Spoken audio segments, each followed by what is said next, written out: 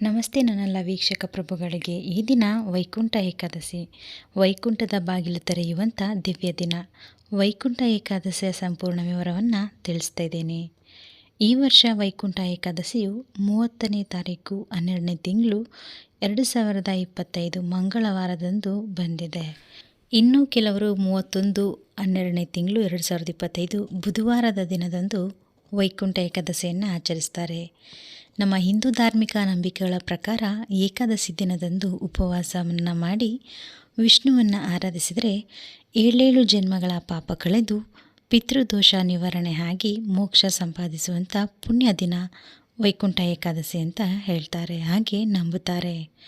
ಸೂರ್ಯನು ದಕ್ಷಿಣಾಯನದಿಂದ ಉತ್ತರಾಯಣಕ್ಕೆ ಪ್ರವೇಶಿಸುವಂಥ ಮೊದಲ ವ್ರತ ವರ್ಷ ಬರುವ ಈ ಏಕಾದಶಿಯನ್ನು ವೈಕುಂಠ ಏಕಾದಶಿ ಎಂದು ಕರೆಯಲಾಗುತ್ತದೆ. ಇಂದು ಭಗವಾನ್ ವಿಷ್ಣು ನಿದ್ರೆಯಿಂದ ಎಚ್ಚರವಾಗಿ ಮುಕ್ಕೋಟಿ ದೇವತೆಗಳೊಡನೆ ಗರುಡ ವಾಹನ ಸಮೇತವಾಗಿ ಭೂಲೋಕಕ್ಕೆ ಬಂದು ಭಕ್ತರಿಗೆ ದರ್ಶನವನ್ನು ಕೊಡುವ ಪುಣ್ಯ ದಿನ. ಆದ್ದರಿಂದ ಏಕಾದಶಿಯನ್ನು ಮುಕ್ಕೋಟಿ ಏಕಾದಶಿ ಎಂದು ಕರೆಯುತ್ತಾರೆ. ಈ ಶುಭ ದಿನ ಸ್ವರ್ಗದ ಬಾಗಿಲು ತೆರೆಯುತ್ತದೆ ಎಂಬ ನಂಬಿಕೆ ಇದೆ. ಹಾಗೆ ವಿಶೇಷವಾಗಿ ಈ ಏಕಾದಶಿ ದಿನದಂದು ವಿಷ್ಣುವಿಗೆ ಸಂಬಂಧಪಟ್ಟ ದೇವಾಲಯಗಳಲ್ಲಿ ಉತ್ತರ ದ್ವಾರಕ್ಕೆ ಹೂವಿನ ಅಲಂಕಾರವನ್ನು ಮಾಡಿ ವಿಶೇಷ ಪೂಜೆ ಮಾಡುತ್ತಾರೆ. ಭಗವಂತನ ದರ್ಶನವನ್ನು ಕಲ್ಪಿಸಿಕೊಡುತ್ತಾರೆ.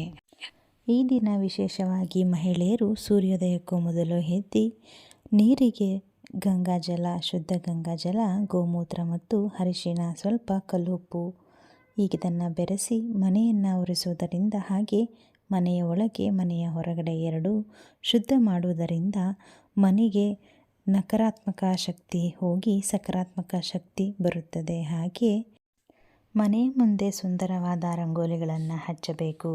ತುಳಸಿ ಗಿಡದ ಮುಂದೆ ದೀಪವನ್ನು ಹಚ್ಚಬೇಕು.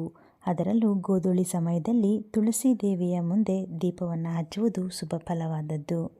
ಮಹಿಳೆಯರು ಅಡಿಗೆ ಮಾಡುವಾಗ ಕೆಲವು ನಂಜು ಪದಾರ್ಥಗಳನ್ನು ಅಡಿಗೆಗೆ ಬಳಸದೇ ಇರುವುದು ಒಳ್ಳೆಯದು.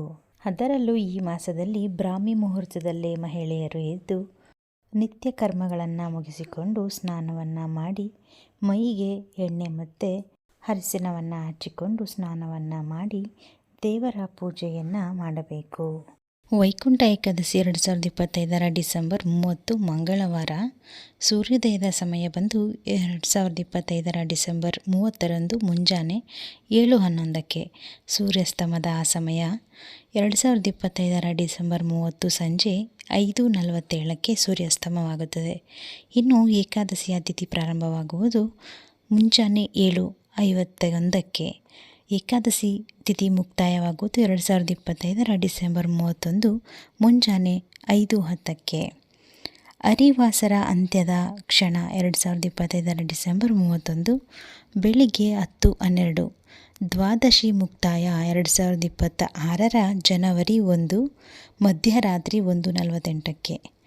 ಏಕಾದಶಿ ಪಾರಣ ಸಮಯ ಬಂದು 2025 ಡಿಸೆಂಬರ್ 31 ಮಧ್ಯಾಹ್ನ 1:33ರಿಂದ 3:40ರವರೆಗೆ. ವರ್ಷದ ಕೊನೆಯ ಏಕಾದಶಿ ವ್ರತವು ನಾವು ವೈಕುಂಠ ಏಕಾದಶಿ ವ್ರತ ಅಥವಾ ಪುಷ್ಯವ್ರತ ಏಕಾದಶಿ ವ್ರತವನ್ನು ಆಚರಿಸ್ತಿದ್ದೇವೆ. ಏಕಾದಶಿ ವ್ರತದ ದಿನ ವಿಷ್ಣು ದೇವರನ್ನು ಅಥವಾ ಆತನ ವಿವಿಧ ಅವತಾರಗಳನ್ನು ಪೂಜಿಸುವ ಸಂಪ್ರದಾಯವಿದೆ. ಸನಾತನ ಧರ್ಮದಲ್ಲಿ ವಿಷ್ಣು ದೇವರನ್ನು ವಿಶ್ವದ ರಕ್ಷಕ ಎಂದು ಪರಿಗಣಿಸಲಾಗಿದೆ. ಏಕಾದಶಿ ವ್ರತದ ದಿನದಂದು ವಿಷ್ಣುವನ್ನು ಪೂಜಿಸುವುದರಿಂದ ಜೀವನದ ಎಲ್ಲ ದುಃಖಗಳು ಮತ್ತು ಕಷ್ಟಗಳು ದೂರವಾಗುತ್ತದೆ ಮತ್ತು ಆಸೆಗಳನ್ನು ಈಡೇರಿಸುತ್ತದೆ ಎಂದು ಹೇಳಲಾಗಿದೆ. ವೈಕುಂಠ ಏಕಾದಶಿಯ ಪಾರಣ ವಿಧಾನವನ್ನು ತಿಳಿಯೋಣ. ವೈಕುಂಠ ಏಕಾದಶಿ ದಿನದ ಪಾರಣ ದಿನದಂದು ಮುಂಜಾನೆ ಎದ್ದು ಸ್ನಾನ ಮಾಡಿ ಸೂರ್ಯದೇವನಿಗೆ ತಪ್ಪದೆ ಅರ್ಘ್ಯವನ್ನು ನೀಡಿ ಪ್ರಾರ್ಥನೆಯನ್ನು ಸಲ್ಲಿಸಬೇಕು.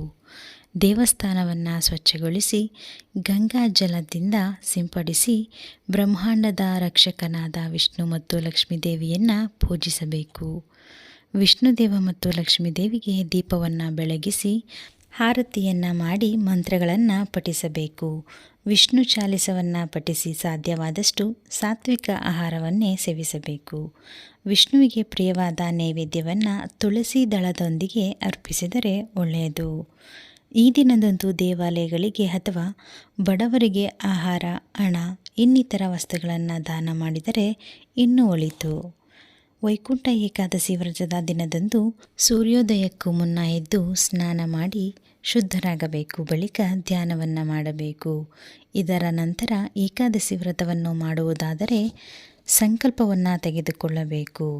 ಈ ದಿನ ವಿಷ್ಣು ದೇವರನ್ನು ಲಕ್ಷ್ಮೀ ದೇವಿಯೊಂದಿಗೆ ಪೂಜೆಯನ್ನು ಮಾಡಿ ಅರಿಶಿನ, ಶ್ರೀಗಂಧ, ಕುಂಕುಮ ಇತ್ಯಾದಿಗಳನ್ನು ವಿಷ್ಣು ದೇವರಿಗೆ ಅರ್ಪಿಸಬೇಕು. ಇದಾದ ಬಳಿಕ ವಿಷ್ಣುವಿಗೆ ಹಳದಿ ಬಣ್ಣದ ಹೂವುಗಳಿಂದ ಮತ್ತು ಹಳದಿ ಬಣ್ಣದ ಹಣ್ಣುಗಳು, ಧೂಪ ಮತ್ತು ದೀಪಗಳನ್ನು ಅರ್ಪಿಸಬೇಕು. ಏಕಾದಶಿ ಉಪವಾಸದ ದಿನದಂದು ಪೂಜೆ ಮಾಡುವಾಗ ಶ್ರೀಹರಿಯ ಕಥೆಯನ್ನು ಪಠಿಸುವುದು ಅಥವಾ ಕೇಳುವುದು ಬಹಳ ಮುಖ್ಯವಾದದ್ದು. ಈ ದಿನ ವಿಷ್ಣುವಿಗೆ ಅರ್ಪಿಸಿದಂಥ ನೈವೇದ್ಯವನ್ನು ಪ್ರಸಾದವಾಗಿ ಕುಟುಂಬದ ಸದಸ್ಯರಿಗೆ ಹಾಗೂ ಪೂಜೆಯಲ್ಲಿ ಪಾಲ್ಗೊಂಡವರಿಗೆ ನೀಡುವುದು ಶುಭ ಫಲವಾದದ್ದು. ನೀವು ಏಕಾದಶಿ ವ್ರತವನ್ನು ಆಚರಿಸ್ತಿದ್ರೆ ಅನ್ನದ ಆಹಾರವನ್ನು ತಿನ್ನಬಾರದು. ಅದರ ಬದಲಾಗಿ ಹಣ್ಣುಗಳನ್ನು ಸೇವಿಸಬಹುದು. ಏಕಾದಶಿ ಪಾರಣ ನಂತರ ಮತ್ತೆ ನೀವು ವಿಷ್ಣು ದೇವರನ್ನು ಪೂಜಿಸುವುದು ಒಳ್ಳೆಯದು. ವರ್ಷದ ಕೊನೆಯ ಏಕಾದಶಿ ವೈಕುಂಠ ಏಕಾದಶಿ ವಿಷ್ಣುವಿಗೆ ಸಮರ್ಪಿತವಾದ ಪವಿತ್ರ ದಿನವಾಗಿದೆ. ಈ ದಿನ ಉಪವಾಸದಿಂದ ಪೂಜೆ ಮಾಡಿದರೆ ಜನ್ಮ ಜನ್ಮಾಂತರದ ಪಾಪಗಳು ಕಳೆಯುತ್ತದೆ ಎಂದು ನಂಬಿಕೆ ಇದೆ. ವೈಕುಂಠ ಏಕಾದಶಿಯ ವ್ರತ ಆಚರಿಸುವುದರಿಂದ ಜನನ ಮರಣ ಚಕ್ರದಿಂದ ಮುಕ್ತಿ ಮತ್ತು ಮೋಕ್ಷವನ್ನು ನೀಡುತ್ತಾರೆ. ವೈಕುಂಠದಲ್ಲಿ ಸ್ಥಾನ ಲಭಿಸುತ್ತದೆ ಎಂದು ನಂಬಿಕೆ ಸಹ ಇದೆ. ಇದನ್ನು ಮೋಕ್ಷ ಏಕಾದಶಿ ಎಂದು ಕೂಡ ಪ್ರಸಿದ್ಧವಾಗಿದೆ. ದೇಹ ಹಾಗೂ ಮನಸ್ಸು ಶುದ್ಧೀಕರಣಕ್ಕೆ ಇದನ್ನು ಸೂಕ್ತ ಎಂದು ಹೇಳುತ್ತಾರೆ. ವಿಷ್ಣುವಿನ ಅನುಗ್ರಹ ಪಡೆಯಲು ಸಹಕಾರಿ ಎಂದು ನಂಬಲಾಗಿದೆ. ದೇಶದಾದ್ಯಂತ ಹಿಂದೂಗಳು ಈ ಪವಿತ್ರ ದಿನವನ್ನು ಅತ್ಯಂತ ಅದ್ಧೂರಿಯಾಗಿ ಆಚರಿಸ್ತಾರೆ.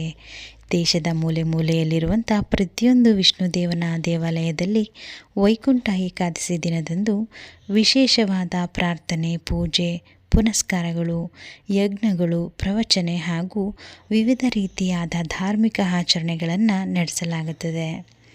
ಈ ವರ್ಷ ಡಿಸೆಂಬರ್ 30ರಂದು ವೈಕುಂಠ ಏಕಾದಶಿ ಆಚರಣೆ ಕೂಡ ಇದೆ. ಈ ದಿನ ವೈಕುಂಠ ದ್ವಾರವನ್ನು ನಿರ್ಮಿಸುತ್ತಾರೆ. ವ್ರತವನ್ನು ಆಚರಿಸುವ ಪದ್ಧತಿ ಕೂಡ ಇದೆ. ವೈಕುಂಠ ಏಕಾದಶಿ ಬೆಳಿಗ್ಗೆ ಮಂಗಳವಾರ ಬೆಳಿಗ್ಗೆ 7:50ರಿಂದ ಪ್ರಾರಂಭವಾಗಿ ಡಿಸೆಂಬರ್ 31ರ ಬೆಳಗಿನ ಜಾವ 5ರವರೆಗೂ ಕೂಡ ಇರುತ್ತದೆ.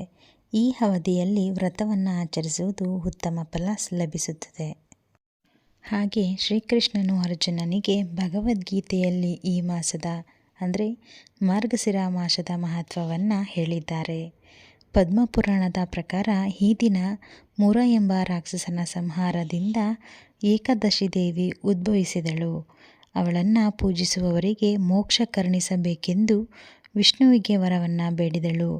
ವಿಷ್ಣುವಿನ ನಾಮಸ್ಮರಣೆ ಮತ್ತು ಪ್ರಾರ್ಥನೆಗಳಿಂದ ದೈವಿಕ ಸಂಪರ್ಕ ಹೆಚ್ಚಾಗುತ್ತದೆ ಎಂಬ ಪ್ರತೀತಿ ಕೂಡ ಇದೆ. ವೈಕುಂಠ ಏಕಾದಶಿ ದಿನದಂದು ಶಾಂತಚಿತ್ತರಾಗಿ ವಿಷ್ಣು ಅಥವಾ ವಿಷ್ಣುವಿನ ಅವತಾರಗಳಲ್ಲಿ ಯಾವುದಾದರೂ ಮೂರ್ತಿ ಅಥವಾ ಶ್ರೀಮಾನ್ ವೆಂಕಟೇಶ್ವರ ದೇವರು ಅಥವಾ ಶ್ರೀಕೃಷ್ಣನನ್ನು ಪೂಜಿಸುವುದು ಒಳಿತು.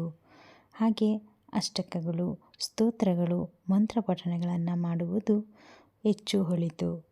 ಈ ದಿನದಂದು ಏಕಚಿತ್ತ ಮನಸ್ಸಿನಿಂದ ವಿಷ್ಣು ದೇವರು ಅಥವಾ ವಿಷ್ಣುವಿನ ಅವತಾರಗಳ ಯಾವುದಾದರೂ ದೇವಸ್ಥಾನಗಳಿಗೆ ಹೋಗಿ ಪೂಜಿಸುವುದು ಒಳ್ಳೆಯದು. ಹಾಗೆ ಕೃಷ್ಣನ ವಿಗ್ರಹವನ್ನು ಕೂಡ ಪೂಜಿಸಬಹುದು. ಹಾಗೆ ಅವರಿಗೆ ಇಷ್ಟವಾಗಿರುವಂಥ ನೈವೇದ್ಯವನ್ನು ಪ್ರಸಾದದ ರೂಪದಲ್ಲಿ ಬಂದಿರುವಂಥ ಭಕ್ತಾದಿಗಳಿಗೆ ಕೂಡ ಕೊಡಬಹುದು. ಹಾಗೆ ಈ ದಿನದಂದು ತುಳಸಿಯನ್ನು ದೇವರಿಗೆ ಅರ್ಪಿಸುವುದು ಒಳ್ಳೆಯದು. ಆದರೆ ಈ ದಿನದಂದು ತುಳಸಿಯನ್ನು ಕೀಳುವುದು ಒಳ್ಳೆಯದಲ್ಲ. ಸಾಯಂಕಾಲದ ಸಮಯ ಅಂದರೆ ಗೋಧೂಳಿ ಸಮಯದಲ್ಲಿ ಮನೆಯ ಮುಂದೆ ತುಳಸಿಯ ಗಿಡದ ಹತ್ತಿರ ತುಳಸಿ ದೇವಿಗೆ ತುಪ್ಪದ ದೀಪವನ್ನು ಹಚ್ಚಬೇಕು. ಹಾಗೆ ಮನೆಯಲ್ಲಿ ದೇವರನ್ನು ಪೂಜಿಸಿ ತುಪ್ಪದ ದೀಪವನ್ನು ಹಚ್ಚಿ ದೇವರಿಗೆ ನೈವೇದ್ಯವನ್ನು ಅರ್ಪಿಸಬೇಕು. ಓಂ ನಮೋ ಭಗವತೆ ವಾಸುದೇವಾಯ ನಮಃ. ಈ ವಿಡಿಯೋ ಇಷ್ಟ ಆಗಿದರೆ ಲೈಕ್ ಮಾಡಿ, ಶೇರ್ ಮಾಡಿ, ಸಬ್ಸ್ಕ್ರೈಬ್ ಮಾಡೋದನ್ನು ಮರಿಬೇಡಿ. ನಾನು ಸಿಗ್ತೀನಿ ಇನ್ನೊಂದು ಇನ್ಫಾರ್ಮೇಟಿವ್ ಆಗಿರುವಂಥ ವಿಡಿಯೋ ಜೊತೆ. ನಾನಿನ್ನು ಹೋಗಿ ಬರ್ತೀನಿ. ಈ ವಿಡಿಯೋವನ್ನು ಪೂರ್ತಿ ಯಾರೆಲ್ಲ ನೋಡಿದ್ದೀರಾ ನಿಮಗೆಲ್ಲರಿಗೂ ಕೂಡ ಧನ್ಯವಾದಗಳು.